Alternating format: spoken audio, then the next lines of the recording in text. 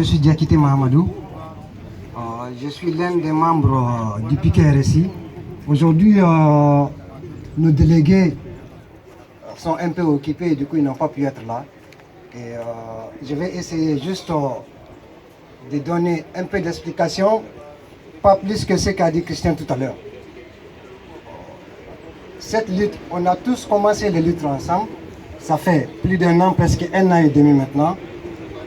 Avec RSI, la manière dont on voyait les choses dès le début pour les 3 piquets, c'est que si on arrive à avoir une percée pour une piquet, il y aura une possibilité pour faire entrer toutes les piquets. Parce que s'il y a une possibilité d'avoir une percée pour une piquet, tous les autres piquets peuvent avoir l'espoir d'avoir une régularisation comme le premier. Mais on peut dire maintenant, aujourd'hui, que rien n'est fait.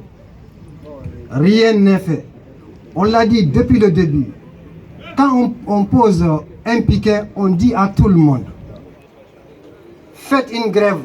Ça ne veut pas dire être régularisé sur place. Ça ne veut pas dire être régularisé demain ou après-demain.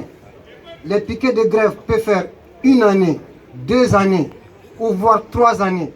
Moi, je fais la lutte depuis des années pour les papiers. Ça fait des années que je fais la lutte. Le piquet de RSI, comme vous le savez tous, ça a commencé avec les 3 autres piquets. Ils ont commencé presque tous au même moment. Mais le piquet de RSI a pu faire entrer les dossiers à la préfecture de Nanterre suite à une discussion avec le ministre de l'Intérieur, les délégués et Christian même, le préfet de Nanterre et Gérald Darmanin. Ils ont eu une réunion où le ministre de l'Intérieur avait fait une promesse au piquet de RSI. Les gens ont déposé leur dossier à la préfecture. La préfecture, ce jour-là, au bout de 4 jours, il a donné des récépissés à 83 personnes, comme vous le savez tous, avec autorisation de travail. Les piquets de RSI, comme ils avaient déjà, ils ont eu les récépissés avec autorisation de travail.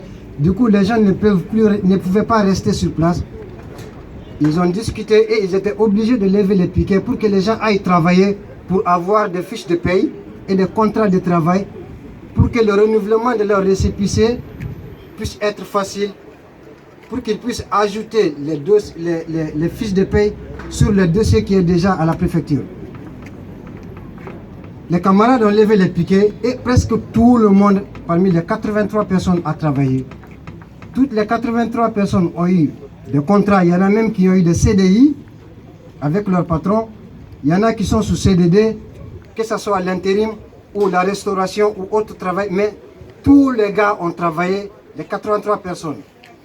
Parce que dans les récépissés, il y avait autorisation de travail. Et qu'est-ce qu'on peut imaginer avec une autorisation de travail dans un récépissé?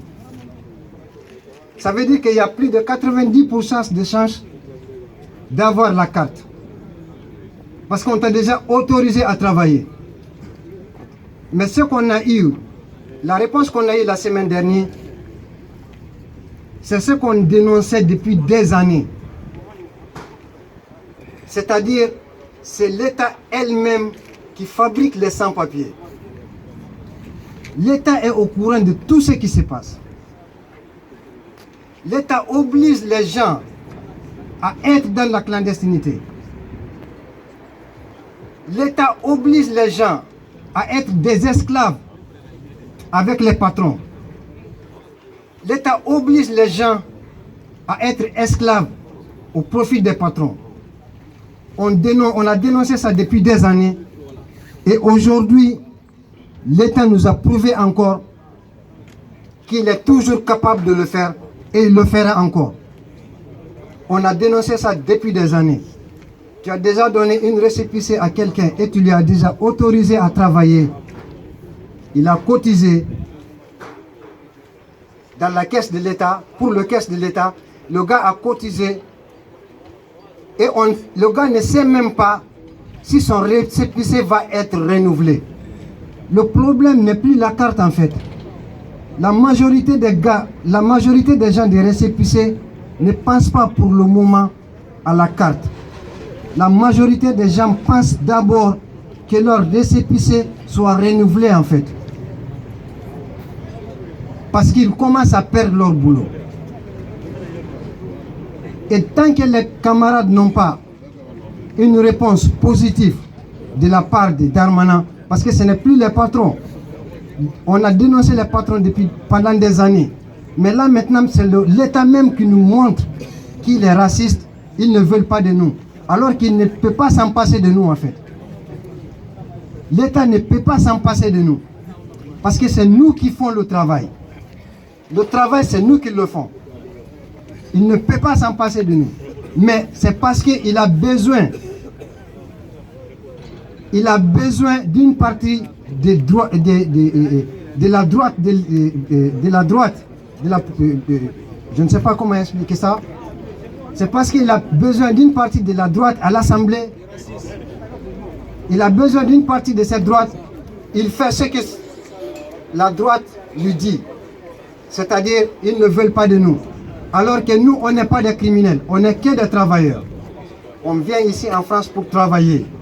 On ne vole pas, on ne viole pas, on ne tue pas. On n'a pas de casier judiciaire. Personne n'a de casier judiciaire. On bosse tous, on travaille, on est des travailleurs. Et on va continuer à travailler tant qu'on a la santé. Merci la camarade.